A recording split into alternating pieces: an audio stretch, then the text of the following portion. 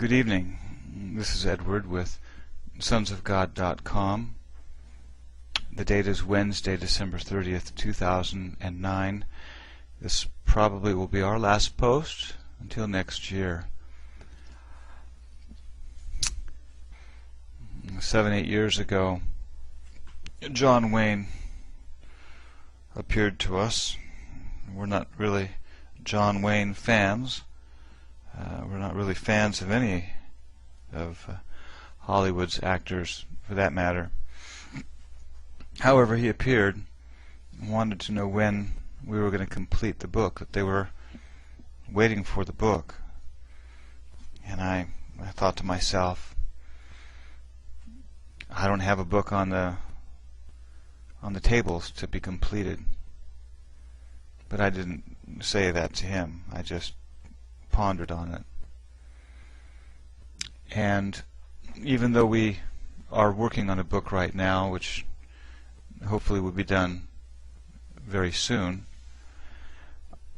I realize that what he was looking for and what the cloud of witnesses are looking for and what the martyrs that have died in the faith are looking for is that book that Revelation speaks of. And when that book is us, we are the Word made flesh, to be read and known of all men. And this is what they're looking for. We started this week on a very intense drive to move into a deeper level of reality. As you recall, in the last short audio meditation, the focus of that word concerns experiencing the Word and experiencing the kingdom. And as far as I'm concerned, people aren't looking for Christianity. People aren't looking for doctrine. People aren't looking for rhetoric and to hear and have their ears tickled. Not those that are really driven to walk with God in this hour. They're looking for a realm of experience. They're looking to experience the kingdom, experience the Word.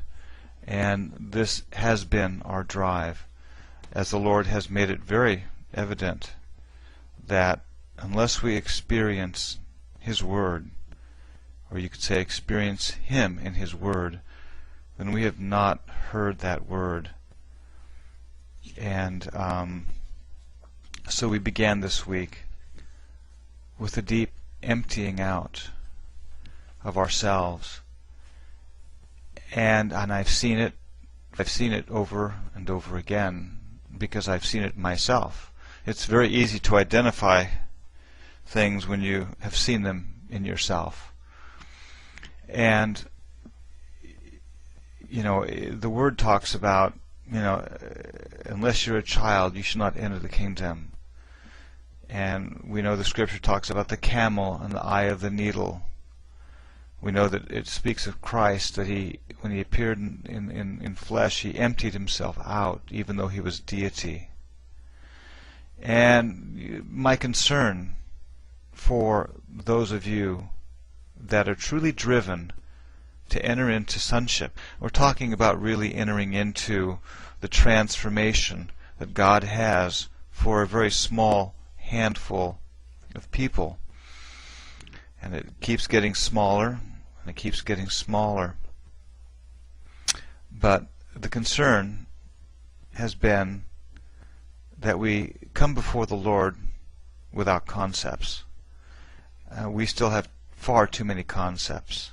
Now we've addressed that to some extent with the issue of bonds.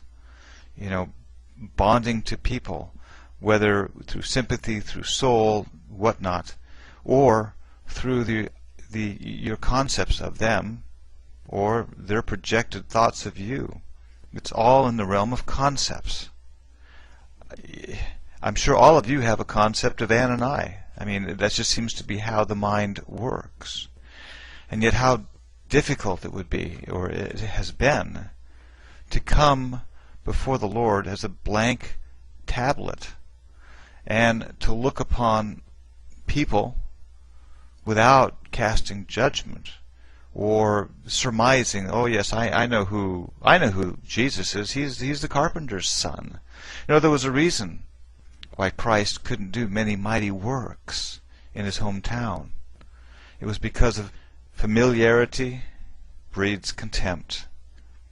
That's been quite a problem for everyone that walks with God, everyone that's transitioning into the kingdom, because at some point your relationships have to change, because you have got to get free.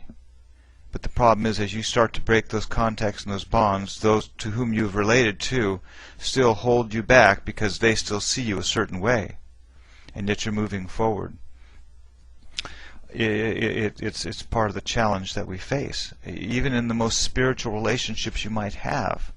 As you're pressing into the deeper things of the Lord, then there's going to be a breaking of those bonds, a breaking of the relationships on the levels that they were on. It is what it is. You know, we do the best we can as we walk before the Lord to walk in His Word and to apply it in our lives. And we make mistakes constantly.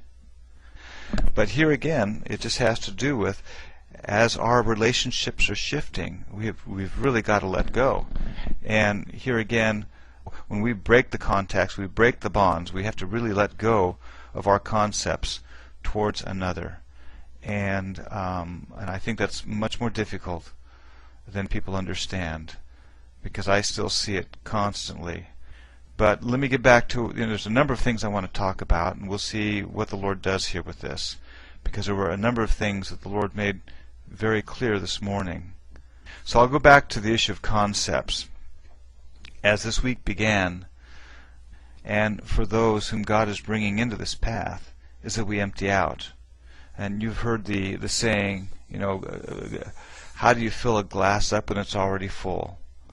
And I tell you, every one of us have concepts.